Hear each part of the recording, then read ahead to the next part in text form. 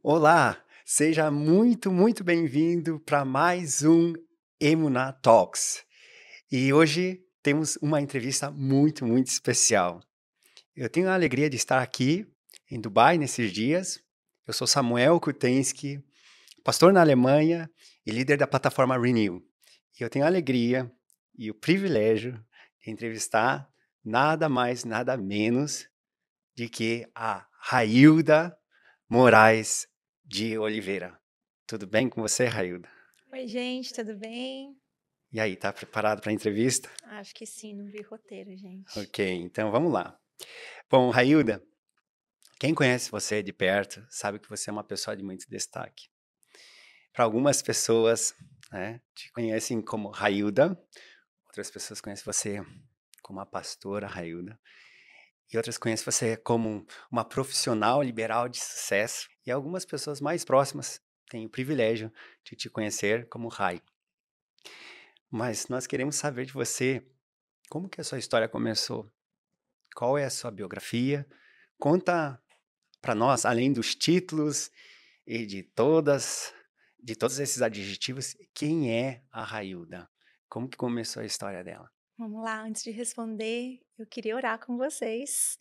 Esse é o podcast para a igreja que eu pastoreio, e faz todo sentido para mim começar convidando a pessoa mais importante, tá bom? Jesus, nós queremos te agradecer, Pai, porque o Senhor é um Deus bom, porque o Senhor é além das nossas expectativas, porque estamos aqui por causa do Senhor. Tudo que nós fazemos é por ti, para ti, vem de ti. Sinta-se à vontade nesse lugar, Espírito Santo permeia essa conversa, que seja uma conversa principalmente inspiradora, que o teu reino alavanque e se espalhe aqui em Dubai, em nome de Jesus. Amém. Eu sou Railda, filha de Deus, amada, sei meu lugar no reino, conquistada naquela cruz do Calvário, e essa é a minha maior identidade. A partir disso, como foi mencionado, eu sou pastora da Emunah Church em Dubai. Eu também sou teóloga internacional. Estou traduzindo hoje, Head of Inclusion. Trabalho com educação e saúde, com patologias neurológicas e neuromotoras, que é a minha especialidade. Mas tudo isso para mim são apenas títulos. O que me define de fato é a minha identidade em Deus e a caminhada com Ele que vai moldando o meu caráter nele. Nesse teu processo, quando a gente estava se preparando para esse podcast, um texto que veio muito forte foi de Jeremias, que, que Deus diz: Antes que te formasse, te conheci, as nações te dei profeta, eu te coloco para arrancar e para edificar, para também poder construir. E o texto diz, né, que Deus tem esse lugar, Ele chama a gente antes do ventre da mãe. E assim foi com você.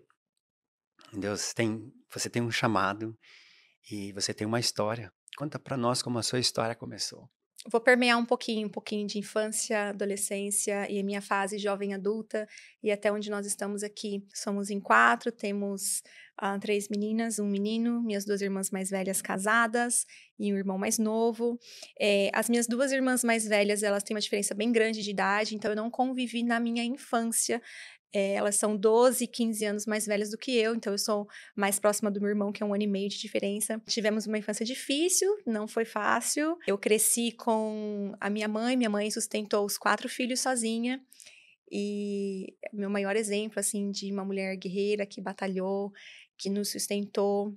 E essa figura paterna que foi, em certo termo, ausente, em outro termo, não modelo, tornou a nossa infância um pouco mais difícil, deixou as coisas mais difíceis para minha mãe, de ter que assumir algumas responsabilidades que seria do homem da casa, mas crescemos bem, graças a Deus, os 4 muito bem-sucedidos. E já logo na minha adolescência, antes disso, eu lembro de ir na igreja a primeira vez. Esse é um detalhe que as pessoas não sabem, né? Porque as pessoas me veem hoje como pastor e falam: você veio de berço evangélico. Sim e não. Porque ah, eu tenho o privilégio, assim, a honra de dizer que eu conheci Jesus através das minhas irmãs e não dos meus pais. Então, Rai, você vai para a igreja desde cedo, desde nova? Sim. Mas os meus pais não seguiam os mesmos caminhos que as minhas irmãs. Eu lembro de novinha, assim, eu já começar a ir para a igreja batista, foi a primeira igreja, que eu comecei a frequentar, isso talvez com uns 6 aninhos, se eu não estou enganada, tenho que fazer as contas depois. Então a minha irmã do meio, Juliana, da batista, a minha outra irmã mais velha da internacional, e eram coisas completamente diferentes. Então, assim, a minha irmã mais velha, ela era super radical, no sentido de vou largar tudo por Jesus, vou plantar a igreja, vou viajar, abandonar tudo. E, e eu seguia esse caminho, eu via muito a minha irmã nessa paixão por Jesus, eh, parando pessoas na rua, evangelismo sozinha, né? Uma grande mulher.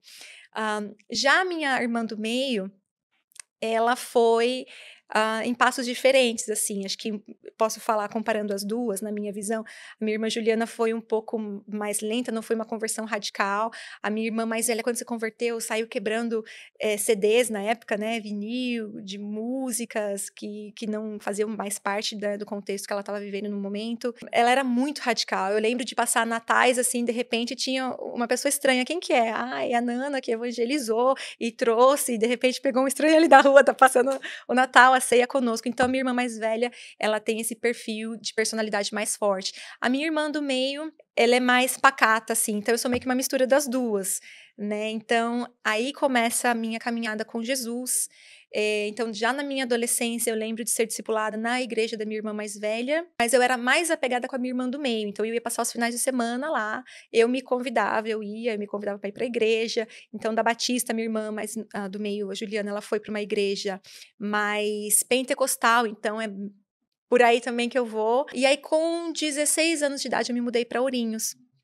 E ali foi onde tudo mudou, ali foi onde meu ministério começou, aonde eu me firmei mais com Jesus, aquela paixão virou algo concreto, porque tem muita gente que fala que é apaixonada por Jesus, mas não se envolve, não faz, né, muito que demonstra. Mas Ourinhos, para mim, foi uma mudança gigante, porque eu, nascida na capital e morar no interior, sem nunca nem ter visitado, foi uma grande mudança. Então, Deus me tirou muitas coisas que eram a minha base ali, né, onde eu estava, era a minha zona de conforto, mas me trouxe o que eu mais precisava. A minha grande sorte, que eu vou chamar de jesuicidência, foi ter morado bem na frente da casa dos meus pastores, e ali começou a minha jornada. Uau, uau. Então acabou que por essa experiência você teve as 2 realidades, assim, e isso ajudou muito você, né. E nesse começo da sua vida, nesse processo seu, quais foram os momentos difíceis que você teve? Os momentos, assim, que foram difíceis, que precisou ter muita superação e que também provavelmente trouxe muito crescimento. O contexto familiar, como eu mencionei, foi um contexto difícil. Eu não posso dizer que eu tinha um bom relacionamento na adolescência com a minha mãe, apesar, assim, de amar, respeitar, honrar, mas a gente tem que lembrar que a minha mãe não era e não é convertida, né? Então, o contexto de uma criança, adolescente, um jovem adulto morar debaixo do teto de pais que não são convertidos é extremamente difícil.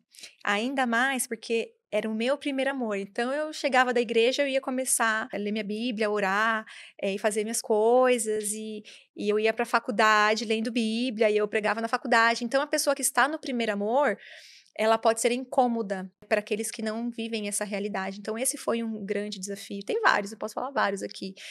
No ministério teve desafios, e continua tendo, a vida do cristão é cheia de desafios Todo gigantes. todo dia, né? Satanás não tira Não, férias. não tira, de jeito nenhum. Mas conta como isso começou e também você pode já falar um pouco do chamado, quando você percebeu que Deus tinha um chamado para você. As experiências com Deus, eu digo que elas são, sim, íntimas e individuais, porém, tem pessoas responsáveis por isso. Eu tive a grande sorte, assim, em Deus, de ter ótimos líderes. Os meus pastores, na época, o Jobemar e a Dagmar, eles eram e são pastores que impulsionam muito Todas as pessoas, são pessoas que não desistem de pessoas, né. O pastor Jobemar, ele é conhecido por ser uma pessoa de não desistir, de insistir em pessoas que aos olhos da sociedade não tem mais chances, assim, né. Eu tô falando de uma clínica de recuperação de dependentes químicos, que a nossa igreja cuidou por muitos e muitos anos. Tendo esse perfil de pastores, né, morando na frente da minha casa, me ajudou muito. Então, por mais que eu tivesse a minha própria busca, eu cheguei já em Ourinhos sendo discipulada, já vinha de um contexto, de igreja, de experiências, mas a minha maior ou uma das maiores foi ser discipulada, foi ser acompanhada. Conforme você se disponibiliza, você se vulnerabiliza, você se deixa conhecer. Se você tiver os líderes corretos, principalmente nesses primeiros passos da caminhada, você pode ser nós somos, assim, uma árvore, né, que você precisa ser podado, ou uma joia, que se você tiver o profissional correto, que sabe lapidar, que sabe exatamente onde cortar, quantos cortes vão dar ali naquele diamante, aquele diamante por si só ele é valioso. Mas se você conhece um pouco de joias preciosas, você sabe que dependendo de quantos cortes, ele vai brilhar mais e ele vai ter mais valor. Então a liderança, correta, ela é capaz de moldar uma pedra bruta, né, porque eu cheguei praticamente bruta ali, né, eu era uma adolescente que por mais que amasse Jesus, eu, né, tinha minha vida, né, eu era atleta de handebol, eu tinha acabado de profissionalizar inclusive, não queria mudar para aquela cidade de jeito nenhum, a minha vida estava em São Bernardo, que era e é a capital do handebol no Brasil, e eu estava com a minha vida feita, tinha ganho bolsa de estudo, meu plano era para ir para a USP, então estava tudo certo. Mas quando eu mudei para Ourinhos, Deus me tirou tudo isso, e era um grande sonho.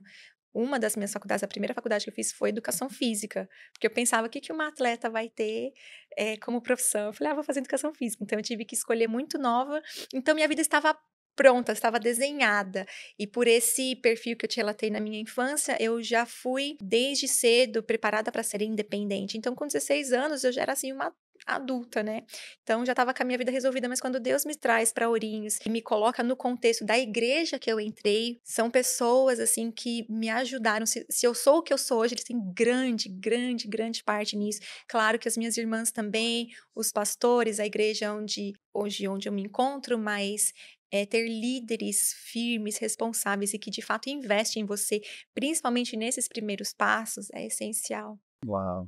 Então fica aí o nosso abraço para os pastores. Um beijo, Dag, um abraço, pastor Jovemar. Que lindo.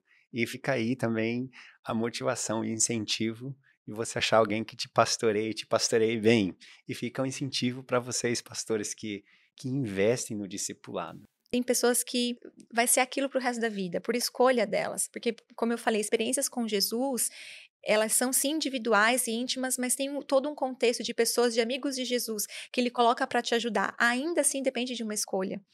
Eu poderia falar não, a minha mãe estava na mesma casa que eu e ela falou não, eu falei sim, ela ficava em casa, eu ia para a igreja, né, então é sempre uma questão de escolha, né, então eu escolhi caminhar junto com a minha liderança, me sujeitar, e quando eu vejo isso hoje no meu ministério pastoral, é gratificante quando a gente vê as ovelhas de Jesus que estão, sabe, indo de vento em popa, fazendo seus discípulos, caminhando, se desenvolvendo. Um dia eu perguntei para minha pastora, na época eu falei assim: "Dag, você imaginava, quando você me discipulava, pastoreava, ensinava, você imaginava que eu iria chegar assim onde eu cheguei?" Né, eu tipo, eu não era pastor ainda, então eu queria saber da perspectiva do pastor. Quando o pastor pastoreia, será que ele já sabe onde é que aquela pessoa vai chegar? E eu tive essa curiosidade, perguntei para ela, falei assim: "Ô Dag, você sabia que eu chegaria, que eu seria essa pessoa, essa, né, tem uma perspectiva ou você meio que faz seu trabalho e vendo o que vai dar?" E aí ela virou para mim e falou assim: "Rai, eu não sabia que você iria para Dubai, você teria o seu ministério em Dubai, mas definitivamente eu sabia que você iria voar alto, que você iria muito longe. E hoje eu tenho essa mesma perspectiva, cuidando de pessoas, a gente já meio que sabe, assim, aquelas que são propensas ao voo mais alto, sabe? Só não acontece mesmo se a pessoa não quiser. Porque é uma escolha. A gente sempre pode escolher virar as costas. A gente tem em Deus essa liberdade, né? Nós somos livres em Jesus. Ele nos chamou para a liberdade. E eu poderia, na minha adolescência, falar: acho que eu não quero isso aqui, não. Eu quero viver minha vida, né? Vou ser minha atleta, vou seguir minha carreira como atleta." E eu sei que o Senhor respeitaria, porque é caráter de Deus respeitar as nossas decisões também. É uma coisa que a gente vê, né, que antes de pastor, antes de ministério, nós somos filhos e filhas amadas. E alguns escolhem e se submetem a esse processo. Eu preguei sobre isso esses dias, né? Tem uma pregação aqui no canal da igreja que fala que Jesus tem seus favoritos, e virou uma polêmica, né? Como assim Jesus tem seus favoritos? E a Bíblia relata de alguns pais que tinham seus favoritos, né? José, ele era o favorito ali com toda certeza, tá claro, né? João, ele era o favoritinho de Jesus. E eu tenho uma tese para isso. Eu sempre digo que Jesus, ele não faz acepção de pessoas, ele não escolhe os seus favoritos. Somos nós que nos colocamos nesse lugar. Nós nos colocamos no lugar de favoritos de Jesus, né? Então, por mais que a paternidade, essa filiação nova, essa identidade nova, seja acessível a todos que recebem Jesus, ainda assim, em Jesus, a gente pode escolher um lugar. Aonde você quer estar em Jesus? Você pode ser um crente frequentador de igreja lá todo domingo, ou no nosso caso, toda terça, e você vai para o céu, vai, porque a sua salvação não tem nada a ver com aquilo que você faz, tem a ver com você receber esse Jesus como seu único Senhor e Salvador da sua vida. Agora, tem um lugar mais próximo. Os rios de Ezequiel vão mostrar esse nível de intimidade, né? Então, esse nível de intimidade é você que tem que ter com Jesus, é você que tem que buscar. E, claro, se você tiver os amigos de Jesus ao seu lado para te incentivar, como eu tive esses pastores maravilhosos na minha vida, aí você consegue desenvolver num meio caótico. Legal. Então, foi muito bom que você começou a falar que isso foi algo que cooperou eh, para o seu chamado e para as experiências com Deus. Mas nós gostaríamos de ouvir de você, se você pudesse contar alguma outra experiência assim específica de chamado, sabe? Aquela que você está num culto e aí Deus deu uma palavra com o texto tal, né? Mas foi muito bom você falar do discipulado, porque aí desse processo de filho amado, né? Eu gosto muito de uma frase que diz assim: a salvação é de graça, mas o discipulado radical, completo e verdadeiro vai te custar tudo. Né? Então, Deus respeita o nível que a gente quer caminhar com Ele. E certamente, da maneira que você escolheu caminhar com Ele, aí você teve experiências muito específicas com Jesus, num quarto, num retiro, ou numa pregação, ou em algum momento na rua. Conta algumas para nós. Tem vários, né? A gente que caminha com Jesus, a gente constantemente tem experiências com ele. Eu não ia falar sobre isso, porque eu falei, vai causar muita polêmica, eu tô evitando. Mas, como eu falei, eu não vi o roteiro, né? Mas, falando de chamado, o chamado pastoral foi algo que sempre foi uma resistência para mim. Porque eu falava, ai, Jesus, eu já sou tão perseguida, só de ser crente a gente já é um eito atrás de eita, né. E no meu contexto eu falei: "Senhor, eu sou mulher, Aqui em Dubai, gente, pastorei em Dubai, esse é o detalhe. eu sou solteira e eu sou jovem". E eu comecei um ministério muito jovem, né, tinha 16 anos quando eu me mudei para Ourinhos, e ali as coisas aconteceram já muito rápido, não necessariamente assim na comunidade de comunicação cristã em Ourinhos, que é a igreja que eu frequentava, mas os pastores e os pastores dos nossos pastores, né, anciãos já, eles viam algo diferente em mim.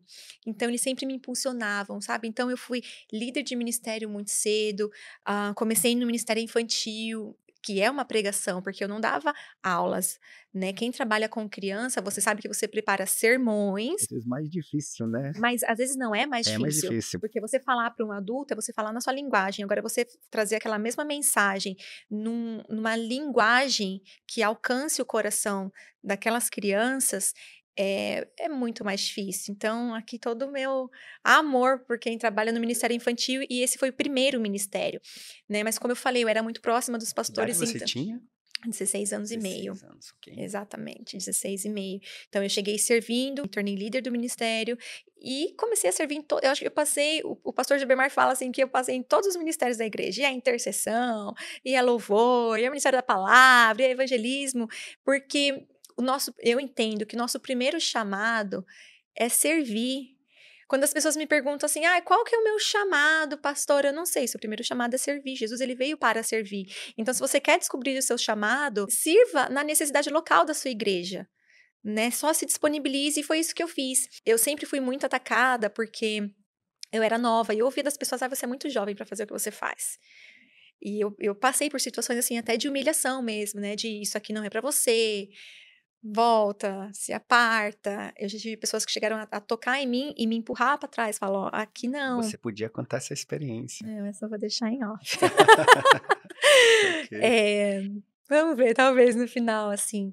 Mas o que eu quero dizer é que eu era o meu primeiro obstáculo para o meu chamado, mas eu via já essas dificuldades, e por ver as dificuldades eu queria evitar. Eu falava: "Deus levanta qualquer outra pessoa, Deus pode fazer sem mim, eu posso continuar fazendo sem ser pastora", mas quando você faz um trabalho que no meu caso era o trabalho na sua descrição pastoral, e eu rejeitava primeiramente, né, ser chamada de pastor, porque o pastor primeiro de tudo, antes de ser consagrado, ungido, ele é reconhecido. As pessoas sabem quem é pastor. Você sendo pastor de pastores e consagrando, ungindo tantos pastores mundo afora, você sabe que antes de tudo, as ovelhas reconhecem o pastor, né. Então, como nós estávamos antes, eu tenho que retroceder um pouquinho, nós temos a nossa igreja hoje, com o nome de igreja, apenas 1 ano, mas o ministério existe há 7.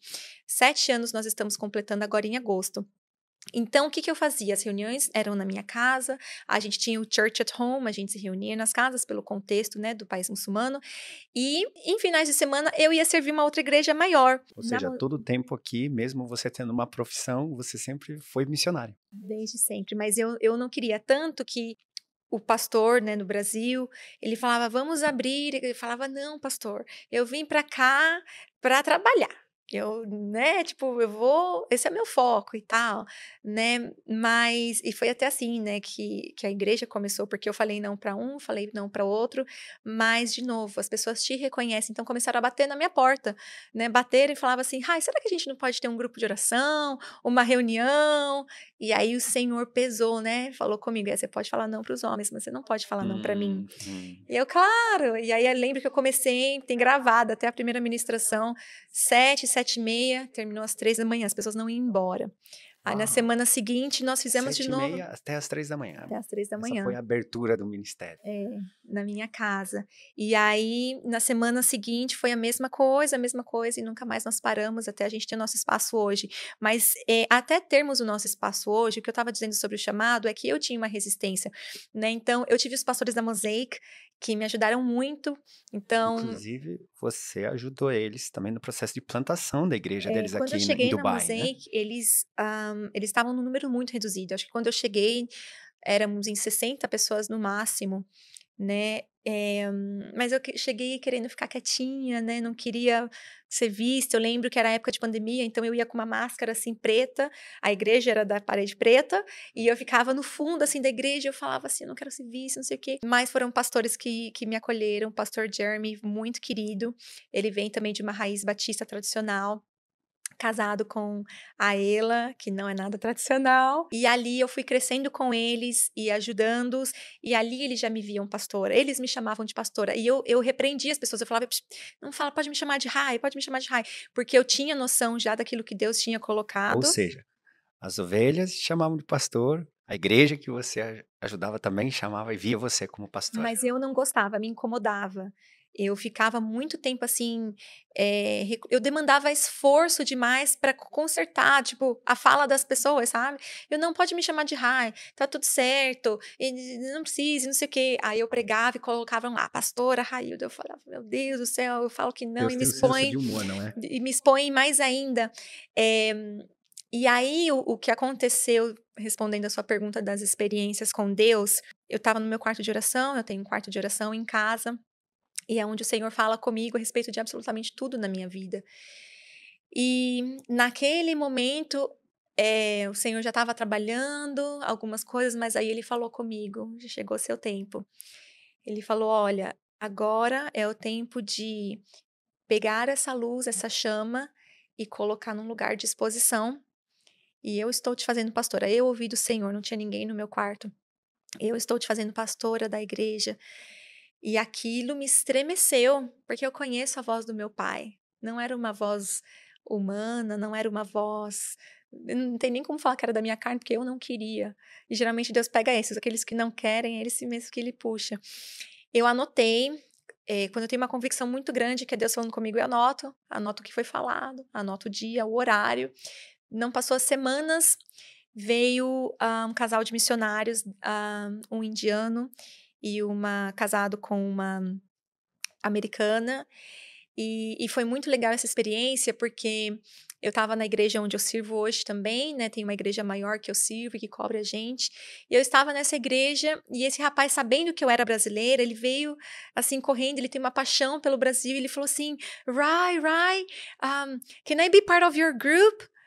Aí eu, né, ele pedindo para ir na nossa reunião, né, aí eu ainda perguntei, eu falei: "No grupo de brasileiros?" Ele é. Eu fiquei meio assim, poder pode, mas você fala alguma coisa em português? A resposta dele me comoveu. E ele falou assim: "Eu não falo nada, mas eu vejo um fogo sobre a sua vida e sobre o seu ministério, e eu só quero estar no mesmo ambiente. Eu posso estar com vocês?" Falei: "Pode." E aí ele foi com a sua esposa no nosso culto, e quando ele chegou no final do culto, ele me chamou, pediu para que eu ajoelhasse, ele falou exatamente tudo o que eu vi naquele quarto de oração, e a gente tem gravado também na página no Instagram, e ele falando, ele me chamava com um nome que eu não gostava, ele falava pastora em português.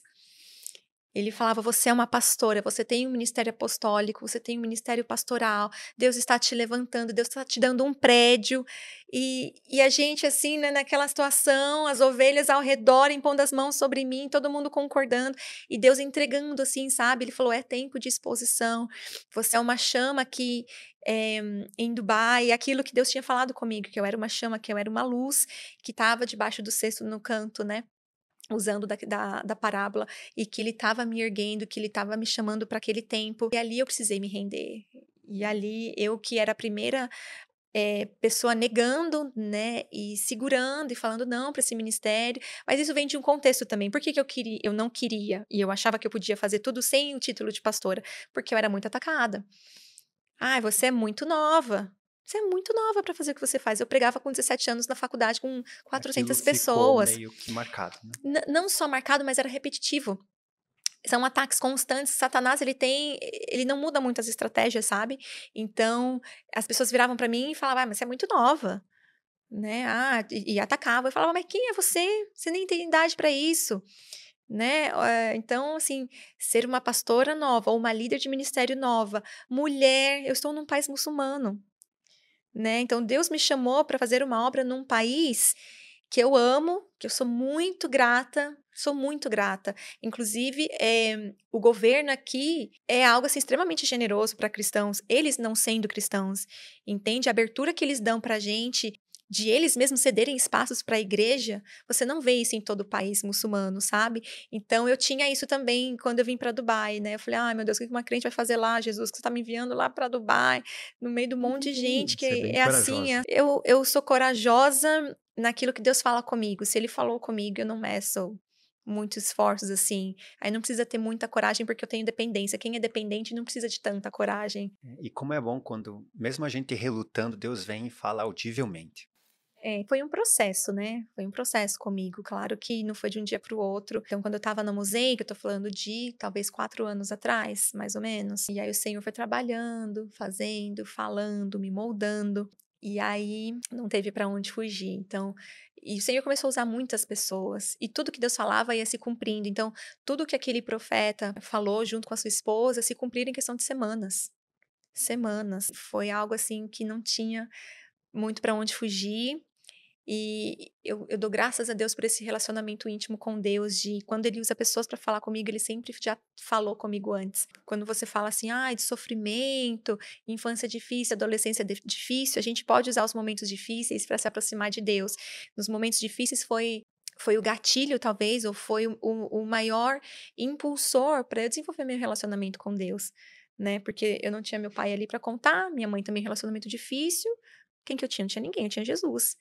Então eu aprendi a buscar, a presença primeiro, antes daquilo que ele pudesse me dar. Eu entendi que eu precisava da pessoa, Jesus. Talvez você que está assistindo a gente, você está relutando por um chamado, você está relutando para ir para um país, ou para ouvir a voz de Deus, para estar no pastoreio, ou se dedicar à obra de Deus como missionário, enfim, aonde Deus está te colocando, ou nos caminhos que Ele está abrindo.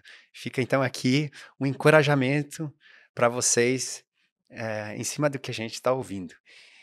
Eu tenho uma pergunta bem peculiar para você. O que é ser amigo de Deus para você, Railda? E quem é Deus, Jesus e o Espírito Santo? E o que significa ser amigo da Trindade? Ser amigo é ter literalmente um relacionamento de intimidade. Você não pode chamar de amigo quem não é íntimo. É você conhecer de caminhar perto, é você escolher reclinar sua cabeça no peito de Jesus, quando outros podem se assentar na ponta da mesa. Ser amigo é aquela pessoa que você pode depender, contar os seus problemas, contar os seus pensamentos, suas emoções, os seus erros, e saber que o amigo ele corrige com a verdade, mas ele sempre quer o seu bem, ele não te condena. O amigo é aquela pessoa que te conhece só de olhar para você, é aquela pessoa que te lê, sabe? Eu posso falar muitas características aqui. Quando eu falo de Jesus, eu falo sorrindo, porque é o meu maior bem. Jesus, eu não sei o que seria da minha vida sem Jesus. Eu não consigo nem imaginar a minha vida sem Jesus. Graças a Deus pela oportunidade de ter conhecido Jesus muito nova, muito cedo. E esse relacionamento de amizade, antes de tudo, assim, sabe? Eu acho que é o que me faz chegar. Jesus, ele é atrativo. Jesus, ele é atrativo. O amor de Jesus por nós é algo que não tem como você se desvencilhar. Você tem que fazer um esforço muito grande para fugir do amor de Jesus. Você tem que fazer um esforço muito grande, porque ele nos amou primeiro. E ele nos amou não foi de falar.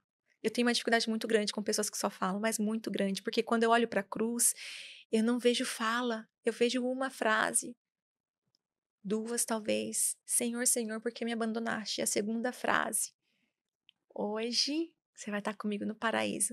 Então Jesus ele falou pouco e ele fez muito.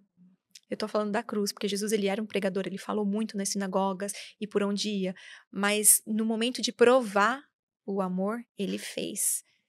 Ele fez, ele sustentou o que ele fez até o final. Então, esse é o Jesus que eu conheço. É um Jesus que me amou sacrificialmente, que me amou até o último suspiro, que me amou por obediência e porque quis, porque eu não tinha nada para oferecer. Ele não tinha o porquê morrer por mim, por nenhum de nós. Então, eu não consigo nem entender como alguém consegue fugir desse amor. Eu não consigo entender como alguém não quer um relacionamento íntimo próximo com essa pessoa, que é acima de qualquer outro tipo de relacionamento que você possa conhecer nessa terra. Hum. Uma coisa que me chamou muita atenção quando a Railda esteve com a gente no evento na Alemanha, antes do evento começar, nós tivemos uma apresentação e cada um disse as expectativas nesse evento. E o que me chamou muita atenção foi isso, que você falou, eu vim aqui para conhecer os amigos de Jesus, eu quero que Jesus me apresente os amigos dele. E isso é muito lindo, porque muitas das vezes as pessoas querem Jesus apenas como um acessório. Pessoas que estão acostumadas a se relacionar com outras pessoas por interesse vai tratar Deus assim também. Porque não tem como você dizer que ama Deus se você não ama o seu irmão, a pessoa que você vê.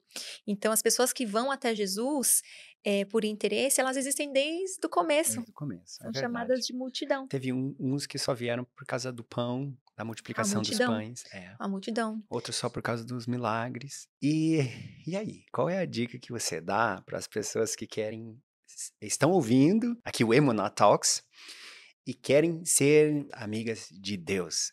Quais são as dicas práticas que você dá para isso? Primeiro você tem que querer. Nenhum relacionamento pode ser forçado, nem deve. Amor, e o amor ele existe na amizade também, amor é algo muito nobre para ser mendigado. Jesus, ele não insiste no sentido de forçar a barra. Ele é gentil, ele tá sempre ali batendo a porta esperando que você abra. Eu desejo muito para você que está nos ouvindo que você abra pela percepção de quem Jesus é. Eu gostaria muito que você não tivesse que passar por uma dor, que passar por uma situação difícil para você recorrer a Jesus como último recurso, sabe? Ainda assim, ele vai estar lá, ele vai estar lá. Entretanto, você vai usufruir muito mais se você obter dele muito mais do que ele pode dar, mas de quem de fato ele é. Se você começa a analisar o perfil de Jesus, o caráter de Jesus, independentemente das coisas que ele pode te ofertar, é cura, é milagre, sei lá o que você está pedindo a Deus, mas experimenta se relacionar com ele primeiro, experimenta conhecer, porque eu costumo dizer, eu tenho uma pregação que eu falo, o título é O Deus de Muitas Faces, né? Deus tem vários atributos e ele pode se revelar a você de diversas formas. Eu conheci um Deus que é pai, o Deus Pai é uma característica de Deus. Tem pessoas que não conhecem o Deus Pai ainda, conhecem o Deus Juiz, e ele também é juiz. Mas as pessoas às vezes passaram por uma situação específica de justiça ou de injustiça, e Deus as favoreceu, e ela conheceu Deus como sendo um juiz, né? Tem pessoas que conhecem o Deus Amor, porque Deus é amor. Né, e passou por uma situação que se sentiu tão amado por Deus. Mas o que eu quero te dizer é, Deus ele é infinito. Ele é infinito, então quanto mais você caminha, mais você conhece. Então eu posso conhecer um Deus de amor, eu posso conhecer um Deus que é provedor. Tem gente que conhece o Deus provedor. Passou por uma situação difícil e teve uma provisão ali e falou: "Meu Deus, O Deus Deus dos existe". milagres, né? O Deus dos milagres, né? Mas o mais importante, além daquilo que Deus faz, é quem ele é. Então se eu busco Deus quem ele é, eu vou ter por consequência aquilo que ele faz. Eu vou ter acesso e possibilidade a todas essas revelações de Deus. E mais do que ser amigo, a gente precisa entender o acesso de filho. Nós somos filhos, aquele que recebe Jesus como único Senhor e Salvador, recebe uma nova filiação e nós nos tornamos filhos de Deus. Muitos de nós não nos colocamos nessa posição, não descobriu ainda o Deus Pai, não entende ainda que tem vários acessos e está sofrendo por coisas que, num piscar de olhos, Deus já tinha resolvido.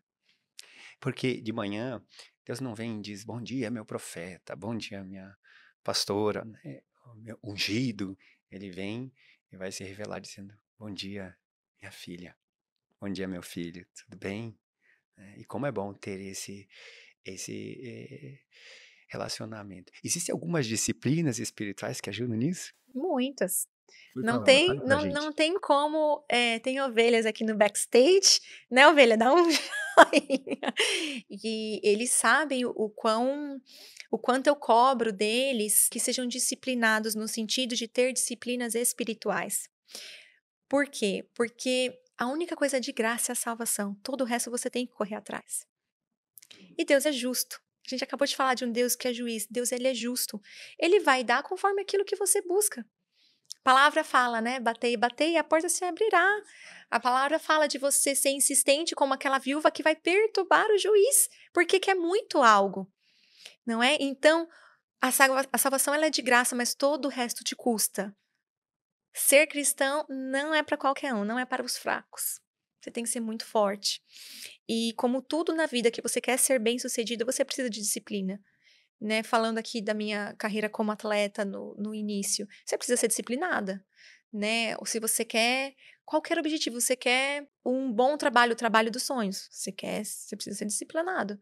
E com Jesus não é diferente, porque a gente tem que lembrar que nós não somos só espírito, a gente é carne também, e a minha carne, ela milita contra o espírito. O que a minha carne quer, o espírito não quer, o que o espírito quer, a carne não quer, e assim vai, né? Então, a gente tem que entender essa natureza humana e saber que ela tem que estar sujeita ao espírito. E é você quem sujeita, como? Com disciplinas espirituais. Oração. Oração não tem como você dizer que é um amigo de Jesus, que você caminha com Jesus, se você não Você não fala fala com com ele. ele. Né? Eu entendo que em muitos momentos a gente não vai querer falar. Eu entendo que em muitos momentos a carne vai A gente não vai resistir. querer ler a Bíblia. Você não vai querer orar, não vai querer jejuar, não vai querer ler a Bíblia, não vai querer estar perto dos amigos de Jesus. Eu aprendi com o pastor Lucinho uma frase que não é dele, mas ele replica muito. Ele fala: faça por disciplina até que se torne amor, até que se torne paixão, até que se torne vontade de fazer. Então eu leio minha Bíblia todos os dias, sem falhar. Tem dia que eu não quero. Ah, por quê? Porque eu não amo Jesus mais? Não, porque eu sou carnal também. Sou carne, alma e espírito. O que me impressionou nesses dias que eu estou de férias aqui é o que você tem na sua vida é algo muito didático para toda a igreja. Você envolve as pessoas para orar, para buscar a Deus de uma maneira sempre fazendo promoção disso. E é muito expressivo e muito significativo isso, porque nem todas as igrejas desafiam, promovem, motivam as pessoas para jejuar, assim, de uma maneira muito constante, para ler a palavra, para estarem discipulados, né? Ah, muitos lugares se transformam apenas num evangelho só de benefício. A nossa igreja, nós oramos todos os dias, a gente tem uma reunião de oração e nós implementamos isso todos os dias, sem exceção. Parece algo muito legal, muito bonito, porque hoje a gente tem um grupo maior, pessoas querem se envolver, porém, começou muitas vezes comigo lá sozinha, e eu mandava o link lá, a gente faz online, e eu mandava o link e ninguém entrava, e eu tava lá orando, no matter what. De novo, eu vou falar dos pastores de Ourins, porque eles foram um grande referencial para mim. Eu cresci, são quase 20 anos, né, conhecendo um casal de pastores e eu cresci, me desenvolvi os vendo orar. Lembra que eu falei que eu me mudei em frente à casa deles? Então, eu estava faminta por Jesus, então eu ia em tudo que os pastores iam, principalmente a pastora, por ser mulher, né? Então, eu grudava nela, eu brinco assim que eu era a chaveirinha do pastor. E eu ia para as reuniões de oração, que eram na sexta. Muitas vezes estava só nós três lá. Eles nunca desistiram. O pastor Jobemar, ele tem um relógio de 24 horas de oração, pelo menos uma vez no mês. Ou quando a gente tem também algum evento, por exemplo, um acampamento. Isso me instigou, sabe, ver a constância de alguém que consegue permanecer por tantos anos, você fala: "Cara, é possível". Então eu sempre falo com as ovelhas da igreja, né, que eu não cobro nada que eu não faço primeiro. Nada. Poderia não me envolver em todas as atividades da igreja? Poderia. Eu poderia focar só no ministério pastoral e não me envolver em outras áreas? Eu poderia. Mas hoje, como é uma igreja que está começando, eu sou o maior exemplo deles, claro, depois de Jesus, mas um ser humano ali que está guiando, que é o modelo, eu não cobro nada do que eu não faço. Então, o jejum eu estou lá fazendo, quem quiser que venha comigo. A oração eu estou lá fazendo, quem quiser que venha comigo. No culto, eu estou lá todos os cultos, quem quiser que venha comigo. Né? Então, Deus me permitiu hoje morar um pouco mais afastado de Dubai. E ter uma rotina, né? Como eu falei, eu ainda trabalho no secular, trabalho muito, trabalho 9 horas por dia, né? Então, no dia de culto, eu saio do trabalho praticamente direto, eu vou para a igreja. E eu acho que o Senhor ainda não mudou essa realidade para ser exemplo para essas pessoas, porque se a gente não paga um preço, a gente também não tem um fruto, não tem um resultado, né? Então, Você faz tudo isso tendo um trabalho como qualquer tudo pessoa que está tem. acontecendo hoje é resultado de um fruto, de perseverança, de esforço, de não desistir. Não tem quem me faça desistir dessa obra. Nem os ataques, nem os gigantes, nem as situações que vieram. Eu lembro, sim, de ter épocas da minha vida que eu comecei a me vestir até um pouquinho mais velha, assim, colocar umas coisas mais senhora, de tanta gente falar, você é jovem demais para isso. E quando nós abrimos a igreja, a primeira palavra que Deus me deu foi uma série de 8 sermões só falando, jovem, vós sois fortes. E isso é muito sério, porque a continuação do versículo diz que nós é quem botamos o inimigo para correr. Não é o ancião da igreja, né? Não é o mais forte, não é o mais sábio, é o jovem. Graças a Deus eu tive uma liderança que tem essa visão. Eles começaram jovens, né? Os pastores de Ourinhos, eles começaram jovens. E não foi diferente comigo. Então, quando eu tinha os momentos de querer desistir, tem momentos que você quer desistir? Tem, vários. Tem momentos que você fala assim, não sou suficiente? Tem. Tem os ataques na sua mente? Tem. Mas por isso que eu falo, eu tive liderança forte. E aí, quando me dava essas loucuras assim, eu falava, Dag, tá difícil, eu não quero mais, acho que não dou conta. E ela ouvia pacientemente, e a pastora Dagmar, ela é muito sábia. E ela falou assim, Rai, você tem bagagem. A resposta para tudo que eu choramingava era: "Ai, você tem bagagem. Você não começou ontem, já são 20 anos de ministério, 20 anos ministrando, não estou falando de 20 anos de crente, 20 anos ministrando, crescendo como líder há 20 anos. Então, apesar de ser nova, o Senhor me agraciou com, pessoas que me moldassem, me lapidassem, me corrigissem, né, porque é extremamente perigoso você colocar um jovem que talvez não esteja pronto para aquilo. Mas a minha realidade foi muito diferente. Eu tive pessoas que de fato caminharam comigo, não nos dias de semana, todos os dias. Eu falo que a minha folga era de segunda-feira, quando os pastores também tinham folga, porque terça tinha culto, quarta tinha reunião de mulheres, quinta tinha discipulado, sexta reunião de oração, sábado culto principal, domingo culto de jovens. Até hoje eu sei a rotina lá da igreja. E eu decidi me envolver em tudo isso, né, então quem se envolve mais, cresce mais. E eu falo isso para as ovelhas que hoje eu cuido. Quem se envolve mais, cresce mais. Eu, particularmente, eu não tenho preferência, mas tem aqueles que se fazem favoritos. Tem aqueles que pagam preço maior. Tem aqueles que querem mais de Jesus e Jesus vai dar. Eu só tô lá como facilitadora, como alguém que, como eu fui moldada e continuo sendo, eu hoje moldo as pessoas e lapido. E hoje eu sou a maior incentivadora de jovens. A nossa igreja é uma igreja jovem. Lembrando que tudo isso nós estamos falando no contexto de ser amigos de Deus, né? Não é, para uma questão de performance, mas é como fruto de uma identidade, de uma relação com Deus. O serviço faz um ciclo de bênção em tudo isso. E eu queria perguntar para você, Railda, quais foram os momentos que você percebeu que Deus usou para trazer uma virada de chave na sua vida, assim, que você percebeu, esse é um passo de fé que eu tô tomando, que vai transformar tudo.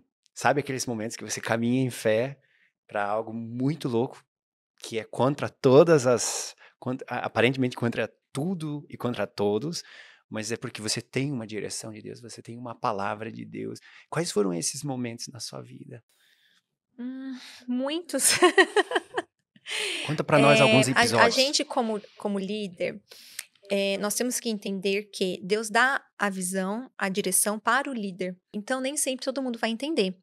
O líder, ele é responsável por guiar, por liderar, por conduzir no caminho certo, né? Imagina que bagunça seria se Deus desse visão e direção para todo mundo. Deus dá direção para um. Imagina ali Moisés, com milhares de pessoas. Deus falava com um, Deus dava direção para um e esse um conduzia. E assim como aconteceu no contexto de Moisés, né, de pessoas se levantarem, e Miriam e Arão, e as pessoas falarem assim, Deus fala com ele, fala comigo também. Assim acontece no ministério, acho que de todo mundo também. Acho que eu não vou citar nenhuma situação assim específica para não ser tão expositiva. Mas existem situações. O que eu posso recomendar, né, para quem está ouvindo se você é um líder e você tem uma direção de Deus, continue. Simples assim. É claro que você tem que ter muito peito para dizer, foi Deus que me falou. Então, você tem que ter um relacionamento íntimo, você tem que ter uma certeza muito grande em Deus daquilo que você está fazendo, porque é uma responsabilidade muito grande. E aí, como que Deus vai confirmar para você, eu não sei. Deus fala muito comigo através de lideranças. Eu sempre fui sujeita aos meus líderes espirituais, né? E líderes espirituais, lembrando que a palavra fala para você se sujeitar aos seus líderes, e não estou falando só de pastores. Pai e mãe é líder espiritual, o seu chefe é um líder sobre a sua vida, né? Um líder de ministério é um líder da sua vida. Então, Deus usa muito essas situações para falar comigo, mas isso é pessoal. Por isso que eu quero generalizar e não expor algo assim muito pessoal, porque não é uma receita de bolo, né? Deus fala com cada um de uma forma. Né, através de profetas, através de sonho, através de visão, através de pessoas, né, no meu caso liderança, da própria Bíblia, que é a base para todo o resto, né, de confirmações e palavras que você possa ter como rema, mas se você é um líder, você vai segurar e você vai matar isso até o fim. E se você é um liderado, a minha recomendação são duas opções que você tem aqui. Se você concorda com a visão, com a direção, se você quer estar debaixo daquilo, se Deus falou com você também que aquilo é certo, você segue. Se você discorda, ou você conversa com a sua liderança, e a liderança vai falar o que pensa, o que acha, o porquê, ou se você continua discordando, você precisa sair. Você não pode estar debaixo de uma autoridade que você não concorda. Então é mais respeitoso, é mais nobre você chegar, conversar, falar: olha, então nesse caso, não é o que Deus está falando comigo, não é o direcionamento para mim. Eu entendo que é o direcionamento seu para a igreja, mas talvez eu não faça parte desse momento agora, fiz parte até agora e tá tudo bem. A questão de você seguir aquilo que Deus fala é essencial, é essencial. Você não pode, um líder de verdade, ele não pode se mover pela opinião dos outros, nem críticas e nem elogios. Você precisa se mover pela palavra que Deus te deu. Isso é o que sustenta você até o final. Na tua caminhada, tiveram renúncias? Tiveram tiveram momentos que você teve que abrir mão de coisas? Tiveram momentos que você teve que abrir mão dos teus sonhos para viver os sonhos de Deus? De coisas, de pessoas, de opinião, de tudo. O cristianismo é um constante tome a sua cruz e negue-se a si mesmo. É constante, você nunca para de renunciar. Isso é para você sempre se lembrar de que você tem um dono. Quando você recebe Jesus, você tem que lembrar que ele é o seu salvador, mas ele também é seu dono, ele te comprou por preço de sangue. Sangue é moeda no reino espiritual. Você tem que entender que você tem um Senhor. Tradução de Senhor é dono. Então, quando eu quero algo, Jesus não quer, então eu já nem perco mais, assim, tentando. Cite alguns exemplos para nós que isso aconteceu. Por exemplo, quando eu me mudei de São Paulo, eu tinha uma carreira profissional. Já adolescente, jovem adulta, eu tinha tudo pronto. O handball era a paixão da minha vida. A paixão. Imagina uma pessoa que é nascida na capital, que está acostumada com o meio metropolitano.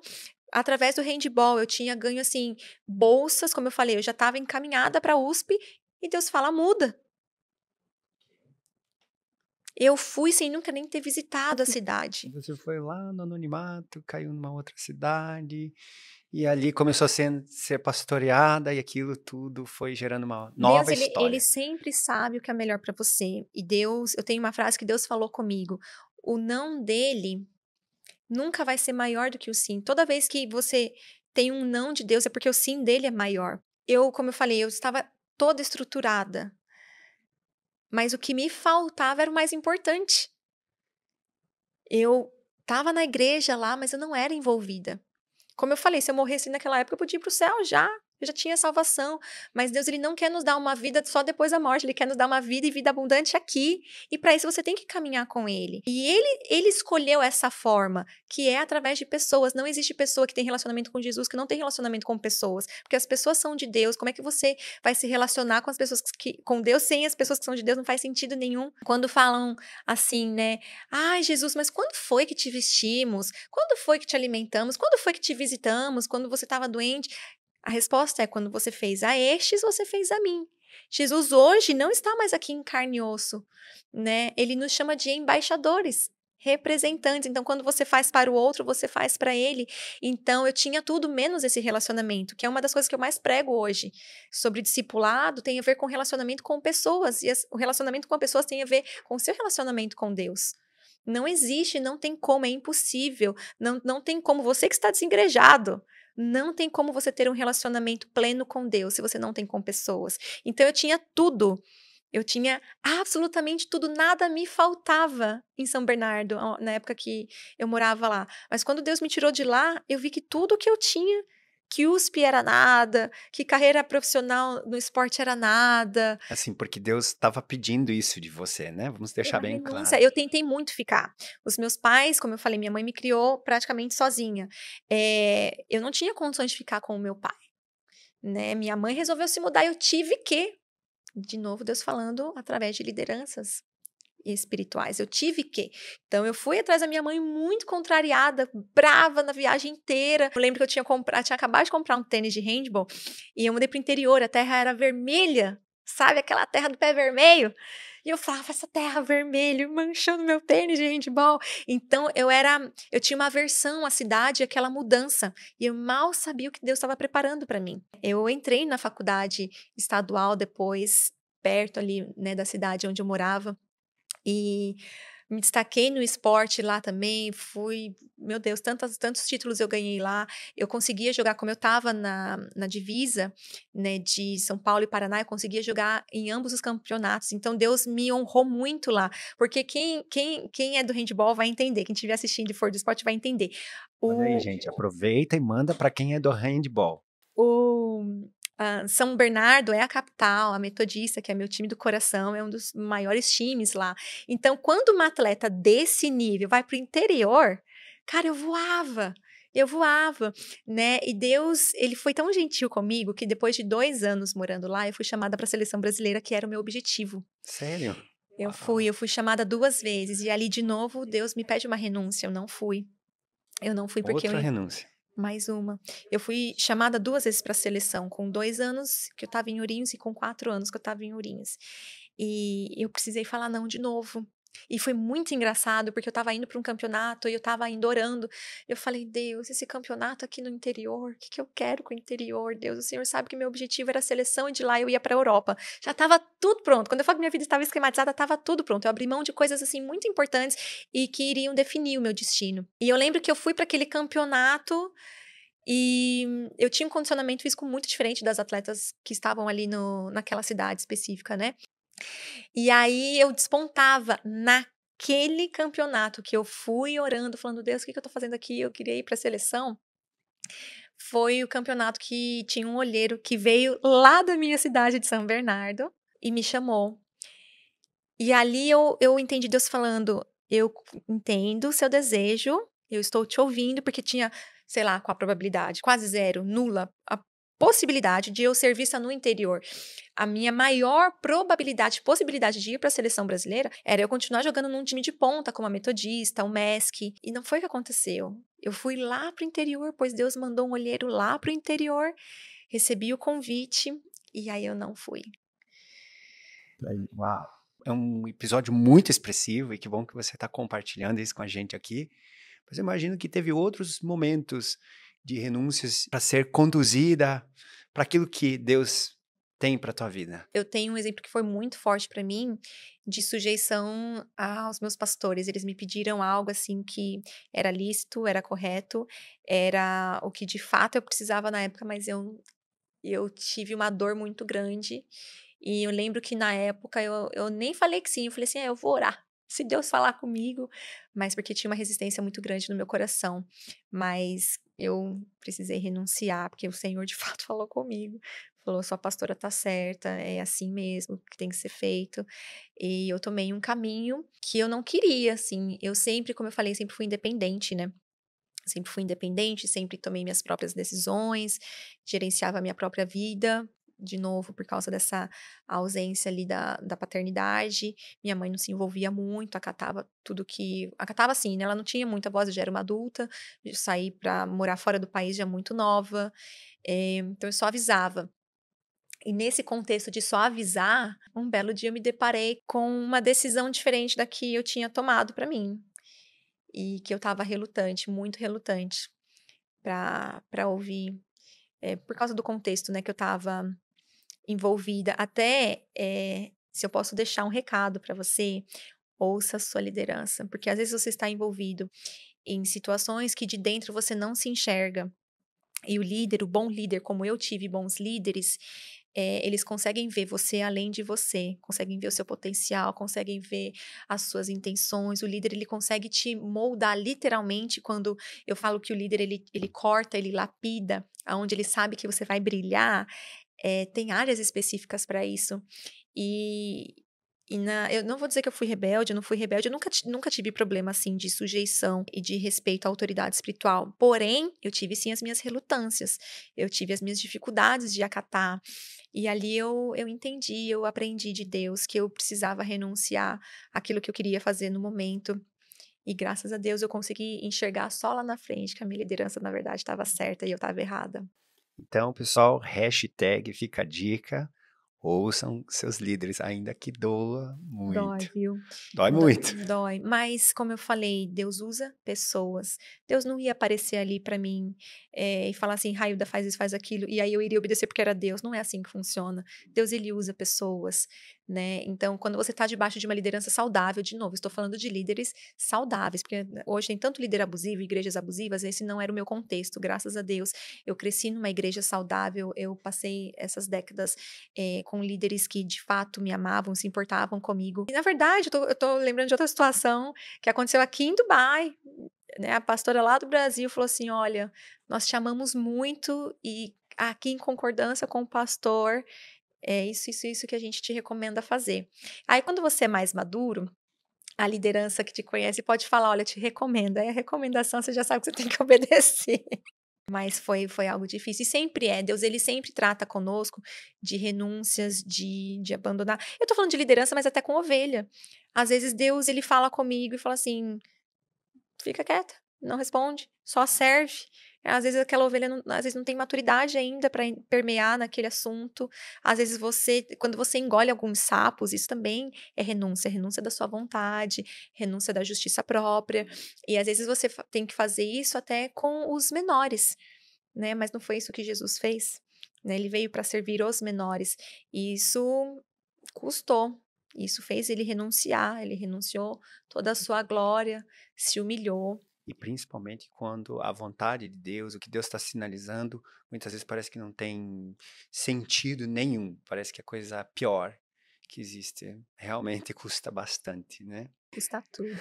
Custa tudo. Seguir a Jesus não custa bastante, custa tudo. É, Com Deus é assim, se não for tudo, ele também não e quer de uma nada. maneira muito prática, através de renúncias. Railda, você aqui também, profissionalmente, faz um trabalho muito lindo mesmo. Eu admiro muito esse seu trabalho.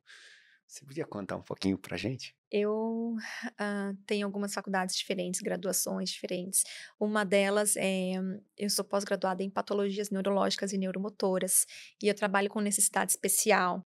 Então, hoje eu trabalho num centro de educação especial e uma escola com inclusão. Então, eu sou chefe de todo o departamento, eu cuido de tudo que é inerente à educação especial, tanto com as crianças, os meus funcionários, os pais, tudo que envolve o contexto, o mundo da educação especial. Eu sou a maior advogada no que diz respeito a essas crianças. Eu trabalho com todas as idades. Hoje eu trabalho mais com casos severos, é o que eu mais gosto também. Eu tenho TDAH, eu tenho crianças com Down, autismo em vários níveis.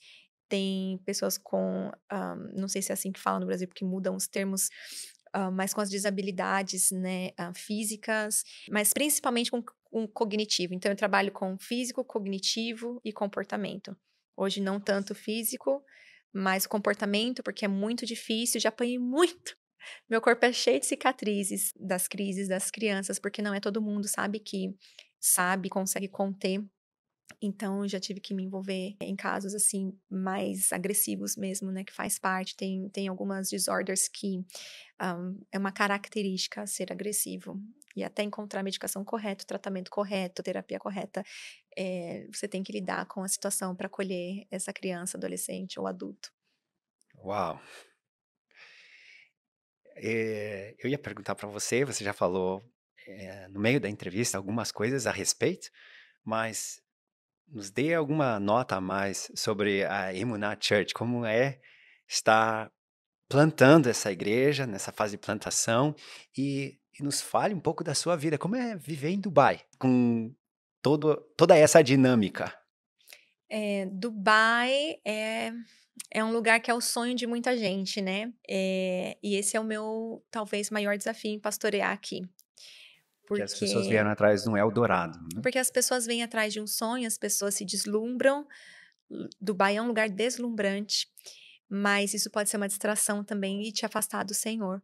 Se você não sabe aproveitar, né, os manjares dessa terra de forma lícita, aqui pode ser um lugar de perdição também.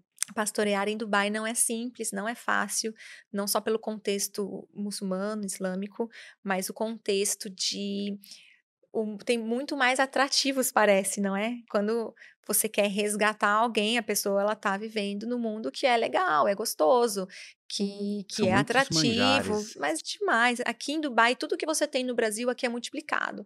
Então eu falo: "Ah, se tá difícil para o jovem não ir na balada aqui, aqui tem festa em iate, meu filho", né. "Ai, se aqui", não posso nem falar tanto, mas parece que é um cabo de guerra injusto, né, porque o meu ministério, ele é especificamente de resgate. Eu não tô nem um pouco interessada em quem já tem igreja, em quem já tem pastor, siga sua vida. "Ah, mas a sua é legal". Tá, mas segue lá com o teu pastor, com a tua igreja, tudo ótimo, né. O nosso foco é sempre buscar aqueles que estão perdidos, aqueles que são ovelhas fora do aprisco, aqueles que estão indo para um caminho de morte. E esse contexto é muito difícil. Eu não posso falar muito aqui por causa, de leis aqui do país em si, mas aqui tem muitas dificuldades. E quando as pessoas chegam pra gente, elas chegam muito arrebentadas, sabe? Muito arrebentadas, porque você vai descobrir que tudo isso é ilusão. Tudo isso que você vê na TV é ilusão. Isso não te preenche. Aliás, nada, absolutamente nada, e nem ninguém na sua vida pode preencher um espaço que é de Jesus apenas. Então, aqui tem muito dinheiro, mas tem muito. Aqui tem muita gente bonita, tem muita. Aqui tem várias oportunidades, tem muitos.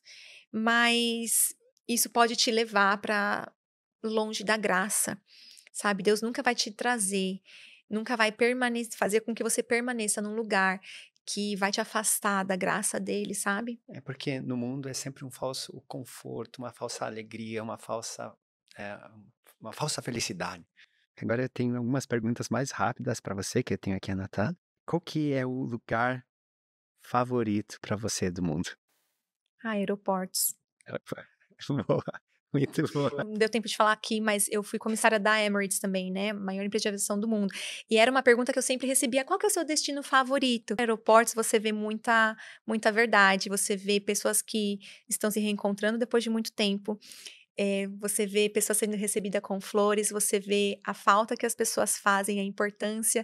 Então, em aeroportos, para mim que tem essa rotina muito frequente de aeroportos, é o lugar onde você vai ver que as pessoas expressam mais os seus amores. Que resposta interessantíssima. Seu versículo preferido da Bíblia? Ai, não tenho. Já me perguntaram também. Eu posso falar vários de cor aqui, mas eu não tenho. A Bíblia toda é minha favorita. Boa resposta também. E qual foi o melhor conselho que você já recebeu? Ah, esse é difícil. Olha, eu acho que eu posso te falar que não o melhor conselho é o mais importante, mas de quem vem. Porque a mesma frase, ela pode ter vários pesos vindo de pessoas diferentes.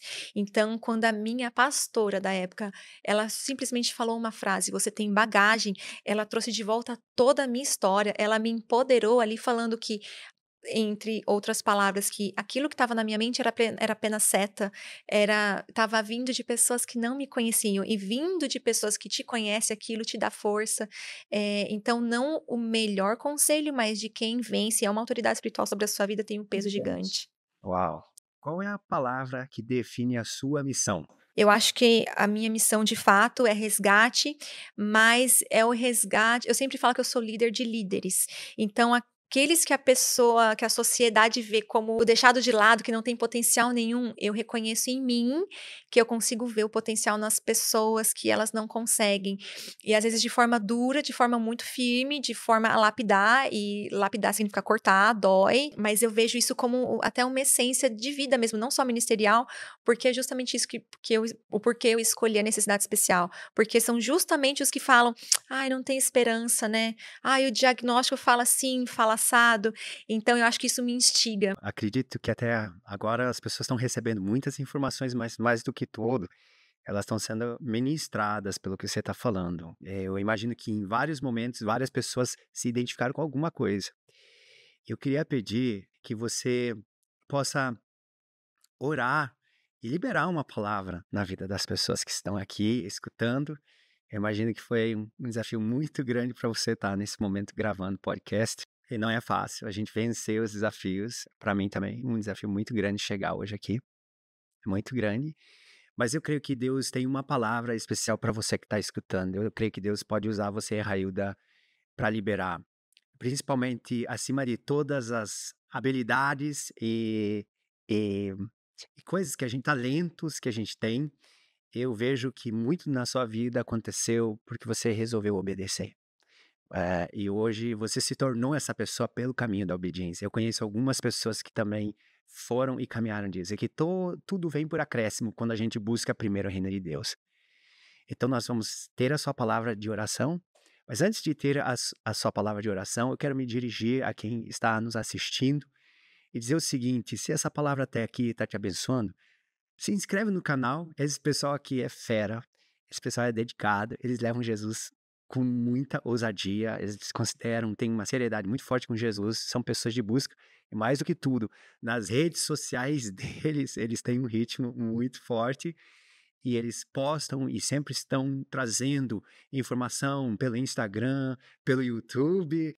Mas então nós vamos aproveitar, se inscreve no canal, deixa seu like, e depois da oração, se você sentir no coração, manda para alguém, não deixe de mandar para alguém essa ministração, para alguém que vai abençoar. Muito obrigado pela sua entrevista, pelo seu esforço, de tudo que você faz no reino de Deus. É uma honra para mim poder, nesse dia, estar entrevistando você. É uma alegria muito grande, é um privilégio e fico feliz de fazer parte um pouquinho aqui da história de vocês. Ok? Então vamos lá, sinta-se à vontade, deixa Deus te usar. Esses jovens, porque foi onde tudo começou para mim, para que você não se deixe intimidar. As pessoas vão te julgar como me julgaram pela aparência, "Ai, pastor não fala assim, não fala assado, não se veste assim, não se veste assado, não pode usar batom vermelho, tem que ter cabelo comprido, não pode usar calça", sabe, você vai ter muitos julgamentos.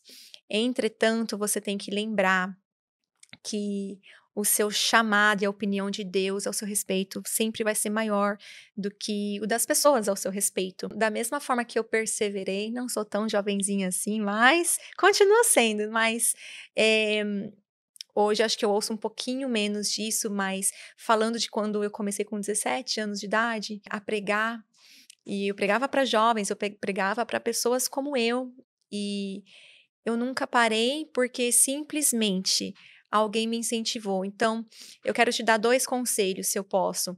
Primeiro, não pare. O jovem ele tem um vigor que é só do jovem, é só do jovem. Não é da criancinha, não é do ancião, é do jovem. Então, tome por exemplo Timóteo. E por último, caminhe com líderes maduros, com líderes que de fato são líderes, com líderes que de fato são pessoas que te incentivam. Então, a minha oração, eu vou falar para você aqui de olho aberto, que Deus te abençoe, te encoraje, te encha de unção, de ousadia. Se você tá chorando, eu sinto que tem algumas pessoas emocionadas assim ouvindo esse testemunho, porque talvez você apanhou demais da vida, tá tudo bem, eu também apanhei, tô aqui e exercendo o meu ministério onde o Senhor me chamou e que você vá muito longe. Lembre-se que tem um tempo de chorar, mas tem um tempo que a alegria vem ao amanhecer também. Determine um tempo de cessar das suas lágrimas, isso vai te ajudar. Joia, joia. Tchau a todos. Nós agradecemos essa oportunidade. Eu agradeço a oportunidade de poder servir um pouquinho Muito obrigada por ter e vindo. fica meu carinho por todo o ministério da Emuná e também pela pessoa que você é em Deus.